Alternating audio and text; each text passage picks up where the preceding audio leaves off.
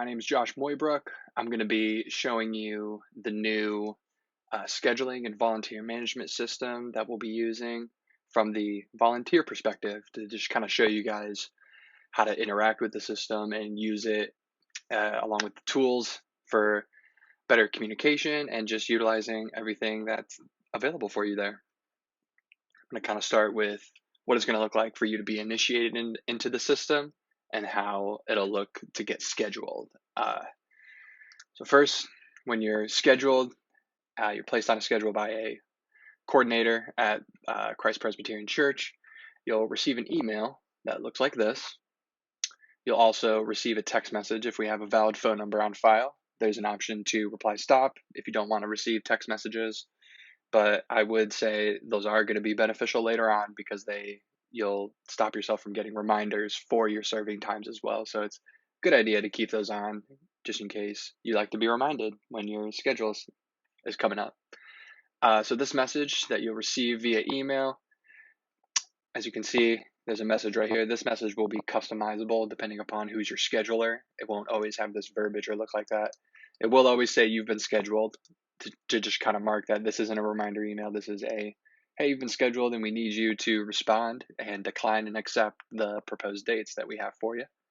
Scroll down on this email. You'll see this is where you'll click to do your declining and accepting. If you keep going down, you'll get information on all the dates that you're scheduled for. As you can see, I'm on the Kids Hospitality schedule of Old Hickory Boulevard. I'm going to be a greeter with the Welcome Center team. And on June 5th, I'm scheduled to serve during the learning group hour. And this is my scheduled serving time. Right here, I'll be a greeter at the Welcome Center as well for the second service on May 22nd. Also a greeter for the second service on July 3rd. So click through. When I click through this page that pops up, I do not need to log in or anything. It'll just send me straight to this page. Same thing with your text message. It should take you straight to this page. No need to log in. From here, as you can see, I've already got a couple accepted dates that I can view. If you want to view your decline dates, you might need to toggle that right here. I don't have any right now. So down here I'll go. As you can see, these ones are pending. They're waiting for me to either accept or decline. Accepting is as simple as accepting. Let's say for this date, I've got a complicated situation I'm not sure about, and I would like to reach out to the person who's doing the schedule. What I would do is I would click this date, and it would prompt me with all these different options I have. I can find a replacement. I can swap with someone else if I would like, or I can message the scheduler. It's just simply writing a message like, hey, can we chat about this? And this will send an email to that scheduler, and it'll start an email thread with your email that's on file in CCB, and then you'll start chatting. But let's say I know that I definitely can't do this July 5th date because I'm going to be out of town. I can decline. I can either just do a straight up decline, or I can give a reason to let my scheduler know why I'm declining that date. You can also go back over here and turn that decline to an accept if you'd like. I'm going to go down here. Let's say I'll just decline this one. No reason. Some other tools that you have on this page up here. This is where you'll edit your personal information, contact information. If you don't receive a text but you receive an email, it might be because we don't have a phone number for you on file. It'd be a good place to put, or a good time to put your phone number right here so you can get those reminder text messages. But yeah, you can edit your name here as well. This will edit your name across our entire system. So let's say that you go in there and it looks, or we're using a first name that is a nickname and you'd rather have it be your formal name, you can add that there as well. Next to that up there is a cogwheel for some settings. Here there's a lot of stuff that you can add. This is all just about like your availability, preferences on your scheduling. So right here you can put, it'll show up different teams and positions that you are being scheduled for, and you can give them a preferred time and date that you can serve. It's a little bit more nuanced. It'd probably be better to use this availability tab that has you can do specific weeks of the month that you can serve. You can do the number of weeks per month, or really number of Sundays that you would like to serve, or you can just simply put often as needed, and you can put me on any weekend. The next tab is pretty self-explanatory. Blockout dates. Say that I know I'm going to be out of town here. I can give a reason or just block it out and say we just can't serve that day.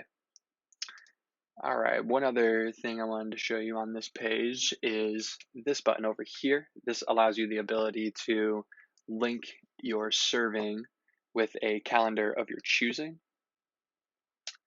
You can have the option, if I had more family members, it would give me my wife and kids that I can also add to my calendar if I would like, but I'm just going to click myself. You can add it to a Google Calendar, Apple Calendar, Outlook, or copy it to a different calendar that you're using.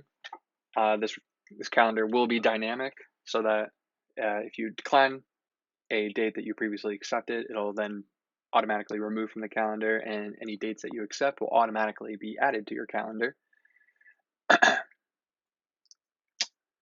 Also on this page, something I wanted to show is if you're a teacher and you would like to access lesson plans or documentation that you know would be available for you, the best way to access that would just be to click the serving time. I'm going to click this one, even though it's a greeter and you wouldn't really have a lesson plan for a greeter position. We're pretending it's a teacher. And down here, you'll see there's a file that's the lesson plan for this day. And if you want to view it, you can just click on it. And there you go. I got my download. There we are. Another thing I wanted to go over for you guys is navigating back to the screen. Let's say that you do all your accepting, declining, editing, but later on you figure out that you're going to be going on vacation a certain week and you want to come back and make sure that you're not scheduled to serve, or make sure your family's not scheduled to serve, or anything like that. There's a couple ways that are efficient to do that. The quickest way would probably be to navigate back to that email that you originally got and just click on it again, and it'll take you straight back to this same landing page. Another way you can do it is by going to your My CPC account. That'd be at crestpres.ccbchurch.com. If you have an account, you'll be able to log in there. If you aren't sure if you have an account, just reach out to us and we can get that figured out for you. If you can't figure out a password or anything like that, we can also help you reset that as well to access your My CPC account. But once you're in, all you'll have to do is look at this left-hand side and you'll select My Serving, and it'll bring up that same page that we were looking at before with all the same options. So yeah, that's kind of the intro of how to navigate your serving and what it looks like. If you have any questions, please reach out to us. If something seems really confusing, also please reach out to us, just because we're all getting used to this. So yeah, it's not going to be perfect for us launching this either, but we hope that in the long run it'll save a lot of time and energy for everyone involved. So thanks for watching.